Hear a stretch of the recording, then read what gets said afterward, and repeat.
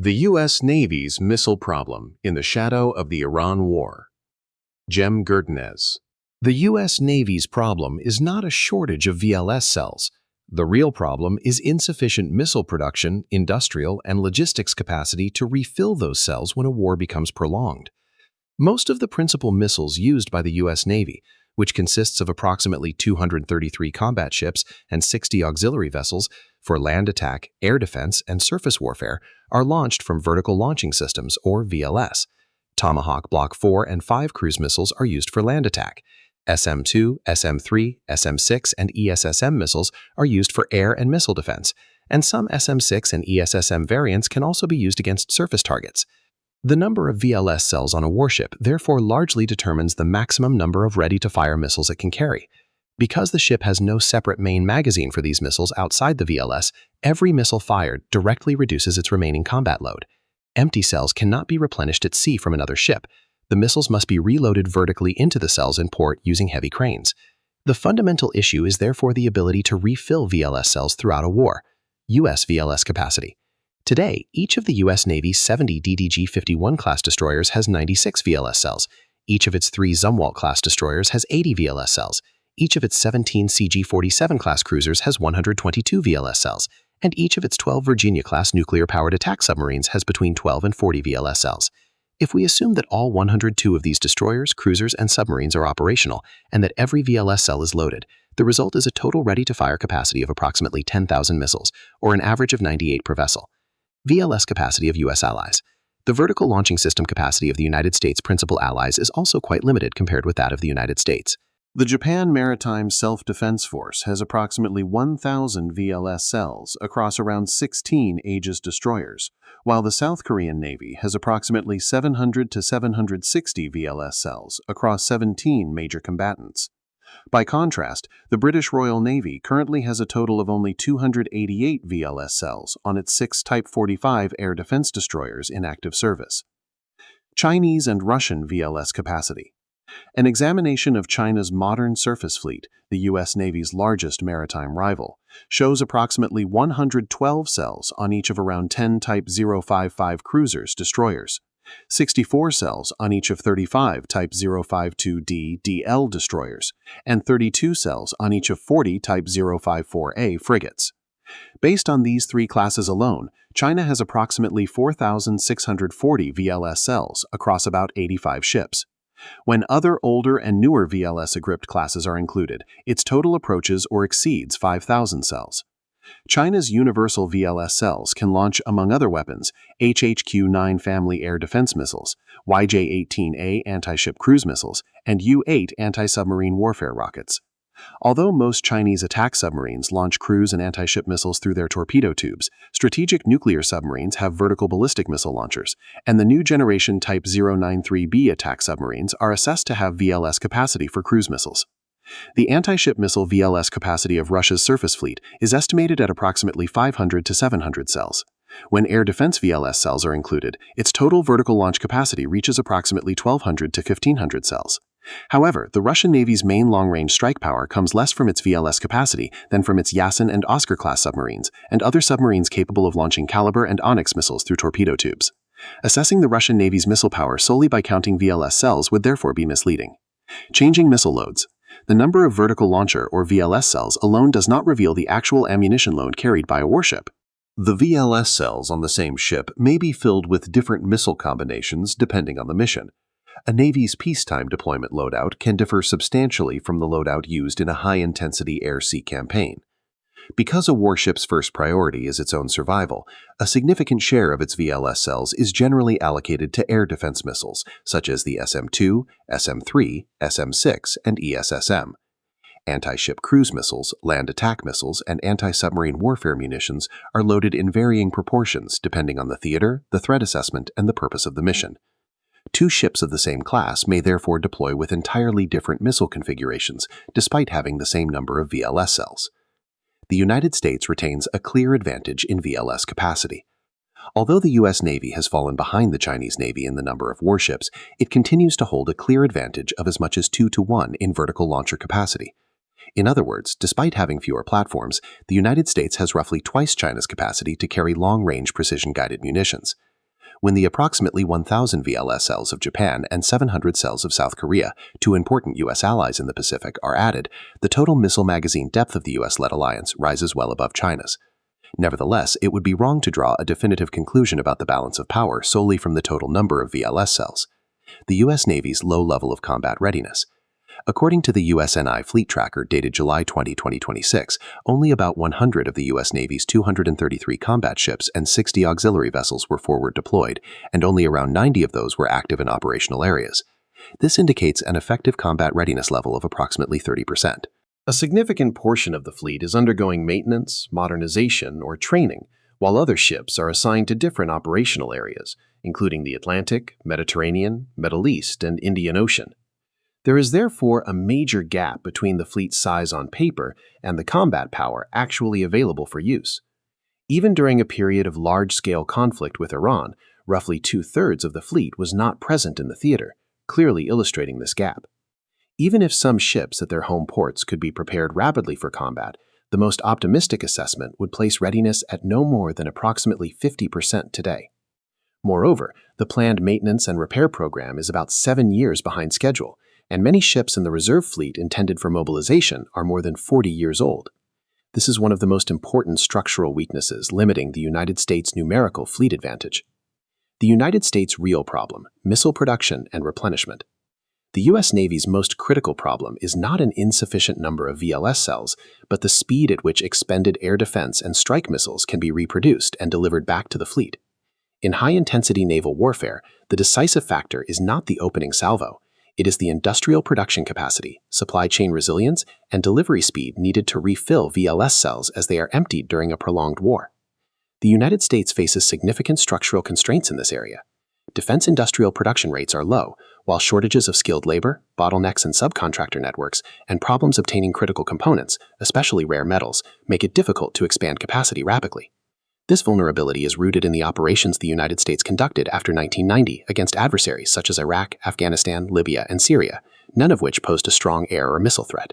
During this period, priority was given to Tomahawk cruise missiles, while demand remained limited for expensive air defense systems such as THAAD, Patriot, SM-2, SM-3, and SM-6. As a result, the U.S. defense industry did not develop the production capacity needed to support a prolonged, high-intensity air and missile defense war.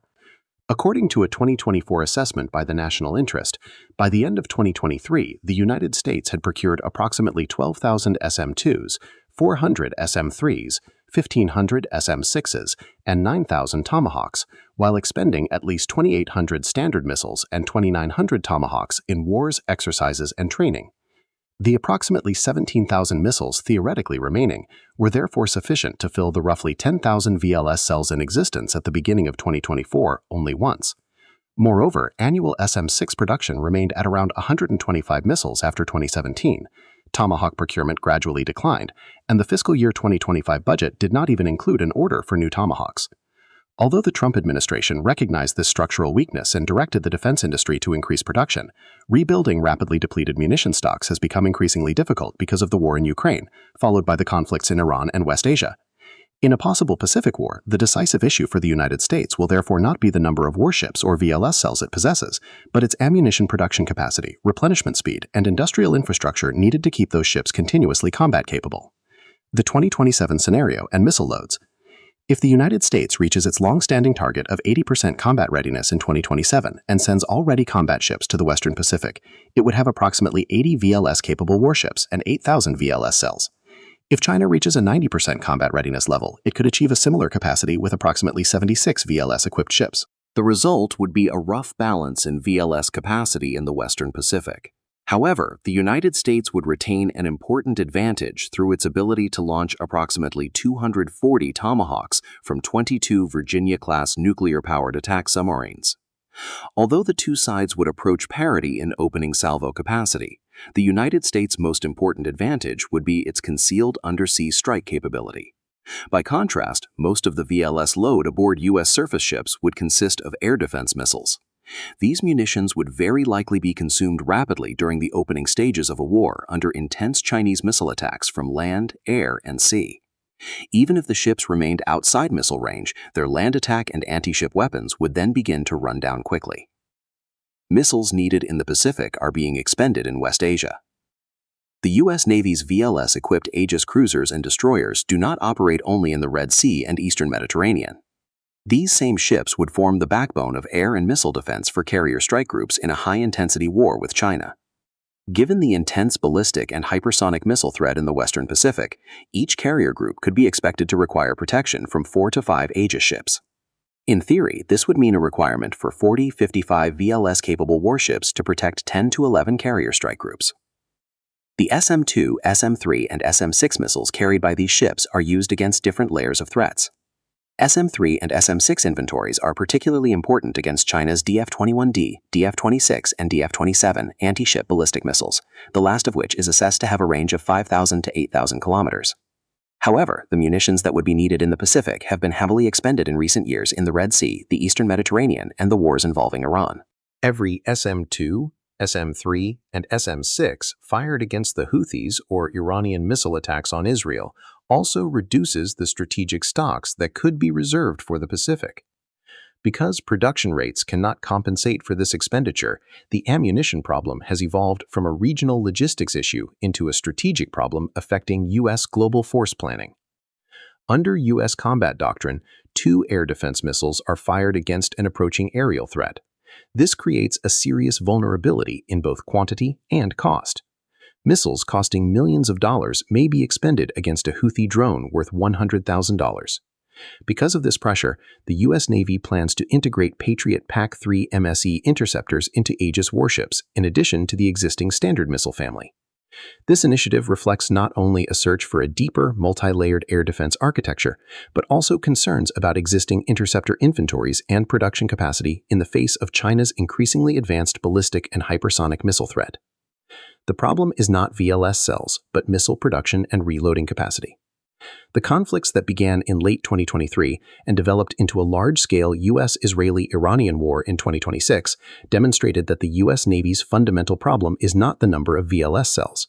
With approximately 10,000 VLS cells, the United States has the world's largest sea-based missile launch capacity. After the opening salvos, however, the decisive issue is how quickly replacement SM-2s, SM-3s, SM-6s, and Tomahawks can be produced and delivered to the front. Operations against the Houthis in the Red Sea, Iran's attacks on Israel, and the 2026 war consumed a significant share of the high-value air defense and strike munitions reserved for the Pacific. Strategic reserves intended for use against China therefore began to erode before a single missile had been fired in the Pacific.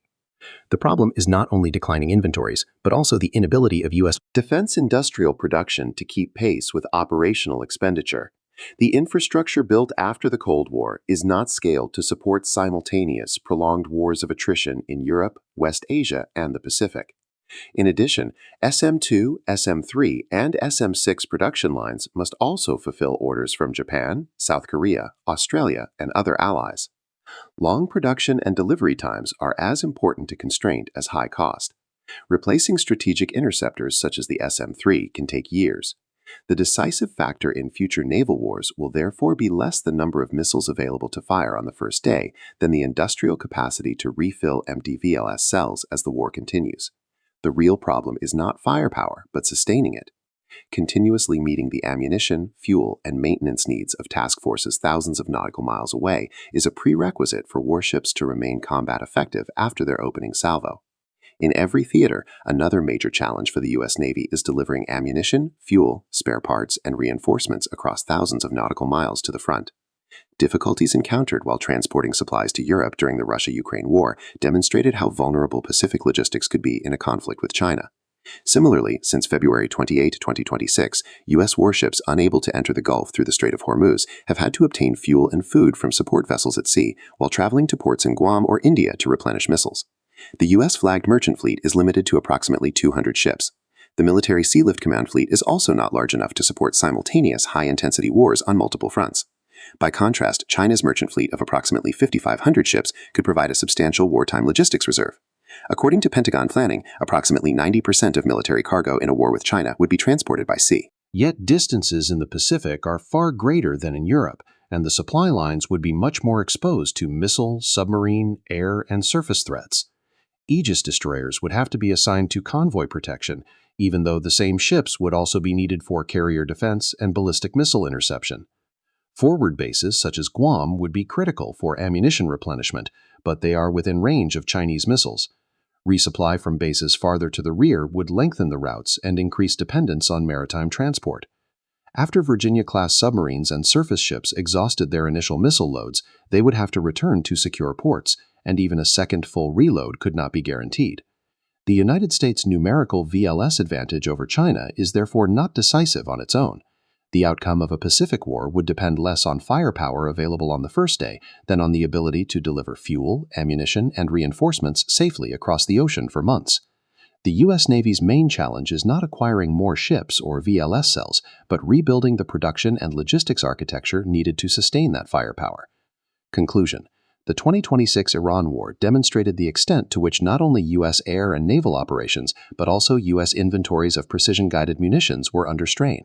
According to open-source estimates, the U.S. Navy used hundreds of SM-2, SM-3, SM-6, ESSM, and Tomahawk missiles from its ships and Aegis combat systems. Destroyers and cruisers in carrier strike groups also conducted intensive air defense operations to intercept Iranian ballistic missiles, cruise missiles, and drone attacks.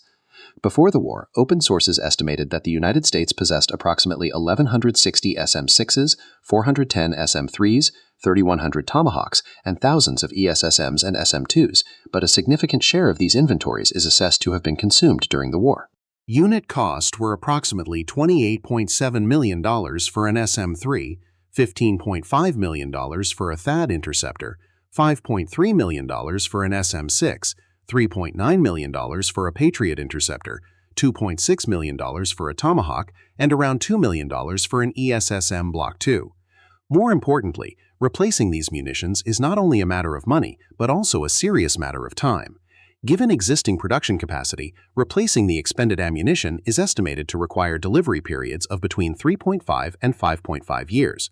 Production bottlenecks, especially for systems such as the SM-3, SM-6, and Tomahawk, which form the backbone of naval air defense, seriously challenge the sustainability of U.S. inventories for prolonged, high-intensity naval warfare.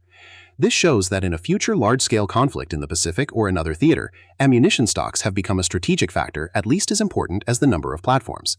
This strategic reality became concrete on July 25, 2026, when U.S. President Donald Trump decided to halt attacks on Iran after 13 days of intensive air operations.